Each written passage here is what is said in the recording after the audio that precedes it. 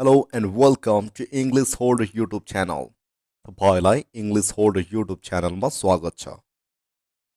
आजको यस भिडियोमा तपाईले सिक्दै हुनुहुन्छ was were को सबै प्रयोगहरू। was were भनेको के हो त? was were भनेको सिम्पल पास्ट या पास्ट कन्टिन्युअस टेन्स को हेल्पिङ वर्ब हो, जसलाई तपाईले एक्सिलरी वर्ब पनि भन्न सक्नुहुन्छ। यसको सबै प्रयोगहरू एकदमै सजिलो छ र तपाईले भिडियोको अन्तिमसम्म यसको सबै प्रयोगहरू थाहा पाउनुहुनेछ। सो भिडियो अन्तिमसम्म हेर्नुहोला। यदि तपाई अहिले पनि यो च्यानलमा नयाँ हुनुहुन्छ र बेसिक टु एडभान्स लेभलको अंग्रेजी सिक्न चाहनुहुन्छ भने च्यानललाई अहिले नै सब्स्क्राइब गरी छेउमा रहेको बेल आइकनलाई दबाउन नभुल्नुहोला, ताकि तपाईबाट कुनै पनि प्रकारको इङ्ग्लिश लर्निङ भिडियोजहरू मिस नहोस्। was र were हेल्पिङ वर्बलाई सब्जेक्टको अनुसारले फरक फरक ठाउँमा प्रयोग गरिन्छ। अब जानौं was लाई कहाँ प्रयोग गर्ने र were लाई कहाँ प्रयोग गर्ने त। फर्स्टमा was लाई कुन कुन सब्जेक्टसँग प्रयोग गर्ने हेरौं है त। I, he, she, it, that या कुनै पनि सिंगुलर नाउनसँग was को प्रयोग गरिन्छ। was were को प्रयोग या त सिम्पल पास्ट या पास्ट कन्टिन्युअस टेन्समा एउटा हेल्पिङ वर्ब जसरी गरिन्छ। ल फर्स्टमा सिम्पल पास्ट टेन्समा was को प्रयोग गरेर हेरौं है त। म घरमा थिएँ। I was at home. I was at home. यो वाक्यमा कुनै पनि verb को युज भएको छैन, त्यसैले यो वाक्यलाई सिम्पल पास्ट टेन्स भनिन्छ। ऊ स्कुलमा थियो। He was at school. He was at school. यो वाक्यमा पनि कुनै पनि verb को युज भएको छैन, त्यसैले यो वाक्य पनि सिम्पल पास्ट टेन्स को क्याटेगोरीमा आउँछ। उनी पार्कमा थिइन्। She was in the park. She was in the park.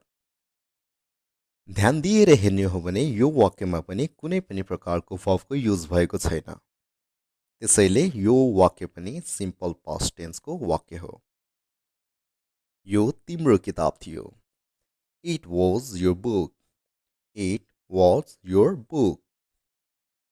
यो वाक्यमा पनि कुनै पनि verb नभएको कारणले यो पनि सिम्पल पास्ट टेन्स कै वाक्य हो। त्यो कार तिम्रो थियो।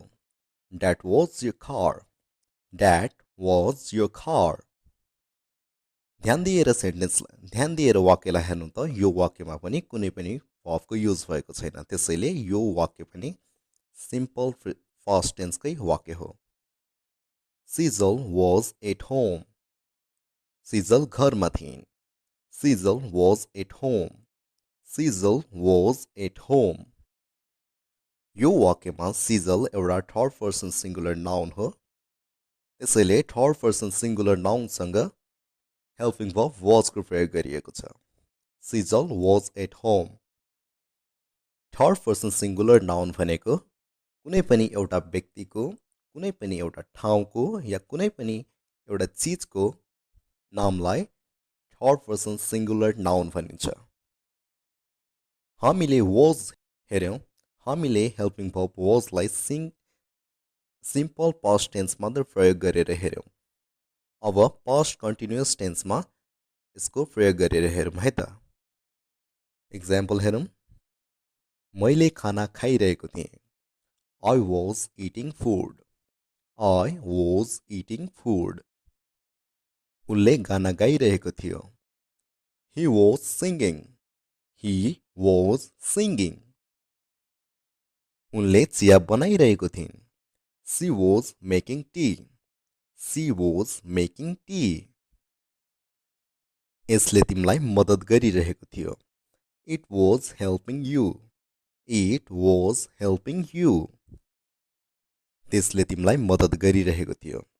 That was helping you. That was helping you. Sejal ले तिमीलाई कराइरहेको थियो। Sejal was scolding you. Sejal was scolding you. ध्यान दिएर हेर्नुस् त यो सबै वाक्यहरूमा सब्जेक्टको द्वारा केही न केही कामलाई गरिरहेको छ। यसमा verb को युज भएको छ, त्यसैले यसलाई पास्ट कन्टिन्युअस टेन्स भनिन्छ र पास्ट कन्टिन्युअस टेन्समा हमेशा हेल्पिङ वर्ब वाज पछि वर्बको बिफोरको युज गरिन्छ यानि कि वर्बको आइएनजी फर्मको अब त तपाईले बुझ्नुभयो होला कि वाजलाई कसरी प्रयोग गर्ने त ल अब हेल्पिङ वर्ब वरको प्रयोग हेरौँ है त यदि subject you we they this या कुनै पनि प्लुरल नाउन आएको छ भने त्यो सब्जेक्टहरूसँग हेल्पिङ वर्ब वरको युज गरिन्छ एक्जाम्पल हेरौँ फर्स्टमा सिम्पल पास्ट टेन्समा वरलाई युज गरेर एक्जाम्पल हेरौँ है त तिमी घरमा थियौ you were at home you were at home हामी बगैँचामा थियौँ we were in the garden we were in the garden तिनीहरू चौरमा थियो they were in the field they were in the field यो किताबहरू तिम्रो थियो These were your books. These were your books. Sizzle र सीता अफिसमा थिइन् Sizzle and Sita were at the office. Sizzle and Sita were at the office. ध्यान दिएर हेर्नुहोस् त यो कुनै पनि वाक्यमा कुनै पनि वर्बको युज भएको छैन त्यसैले यो सिम्पल पास्ट टेन्सको वाक्यहरू हो ल अब हेल्पिङ वर्ब वरलाई युज गरेर पास्ट कन्टिन्युअस टेन्सको इक्जाम्पलहरू हेरौँ है त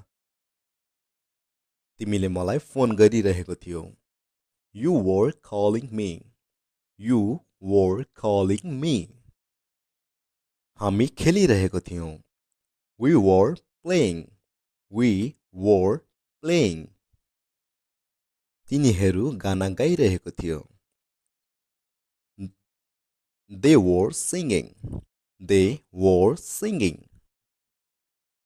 योहरूले तिमीलाई मद्दत गरिरहेको थियो These were helping you. These were helping you. Sizzle र सीता अफिस गइरहेको थिइन् Sizzle and Sita were going to office. Sizzle and Sita were going to office. यो सबै वाक्यहरूमा सब्जेक्टको द्वारा के कामलाई गरिरहेको छ त्यसैले यो पास्ट कन्टिन्युअस टेन्सको सेन्टेन्स हो अरु के इक्जाम्पलहरू हेरौँ प्र्याक्टिसको लागि हामी रमाइलो गरिरहेको थियौँ We were enjoying. We were enjoying. तिमी गेम खेलिरहेको थियौ You were playing game. You were playing game. हामी पढिरहेको थियौँ We were studying. We were studying. यदि तपाईले यो वाक्यहरूलाई नेगेटिभमा बनाउन चाहनुहुन्छ भने जस्ट हेल्पिङ वर्ब was र were पछि नटको युज गरिदिनु होला एक्जाम्पल हेरौँ पहिला wasमा नटको युज गरेर हेरौँ है त म गेम खेलिरहेको थिइनँ I was not playing game. I was not playing game. अब वरमा नटको प्रयोग गरेर के एक्जाम्पलहरू हेरौँ तिनीहरूले टिभी हेरिरहेको थिएन They were not watching the TV. They were not watching the TV. तिमी पढिरहेको थिएनौ You were not studying. You were not studying. ल आजको अन्तिम इक्जाम्पल हेरौँ उनीहरूले तिम्रो मजाक उडाइरहेको थिएन They were not making fun of you. They were not making fun of you.